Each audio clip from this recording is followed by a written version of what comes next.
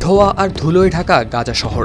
ভাঙা ভবনের গায়ে এখনো লেগে আছে আগুনের দাগ। বাতাসে পোড়া মাটির গন্ধ। মনে হবে যেন থেমে গেছে জীবন, কিন্তু না, ছাইয়ের নিচে এখনো চলছে আগুন। 2 বছর পেরিয়ে গেলেও ইসরায়েলের বিরুদ্ধে লড়াই থামায়নি ফিলিস্তিনের স্বাধীনতাকামী সশস্ত্র গোষ্ঠী হামাস।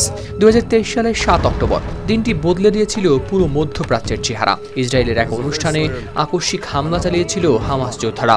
তারপর থেকেই শুরু হয় গাজার উপর লাগাতার আক্রমণ। উত্তর থেকে দক্ষিণ, শহর থেকে শরণার্থী শিবির, ইসরায়েলি বাহিনীর বর্বরতায় সব জায়গায় পরিণত হয়েছে ধ্বংসস্তূপে। হামাসের প্রথম সারির অধিকাংশ নেতা নিহত হয়েছেন বলেও দাবি করেছে ইসরায়েল। এরপরও উঠেছে প্রশ্ন, এই পরিস্থিতিতে কতটা শক্তি হারিয়েছে হামাস? এখনো বা কেমন করেই চলছে এই প্রতিরোধ? এছাড়া জার্মানি, যুক্তরাষ্ট্র, জাতিসংঘ এবং ইউরোপীয় ইউনিয়ন সহ একাধিক দেশ এবং মঞ্চও হামাসকে জঙ্গি গোষ্ঠী বলেই মনে করে। বিশেষজ্ঞদের মতে হামাস প্রচণ্ড ক্ষয়ক্ষতির মধ্য দিয়েও পুরোপুরি ভাঙেনি, বরং আগুনে পোড়া লোহার মতো তারা আরও শক্ত হয়ে ফিরছে। যুক্তরাজ্যের কিংস কলেজের ওয়ার স্টাডিজ বিভাগের অধ্যাপক মারিনা মিরন ডিডব্লিউকে বলেন, হামাস অনেক ধাক্কা সামলেছে, কিন্তু তাদের পুনর্গঠনের ক্ষমতা এখনো যথেষ্ট। গাজায় তাদের প্রভাবও এতটুকু কমেনি।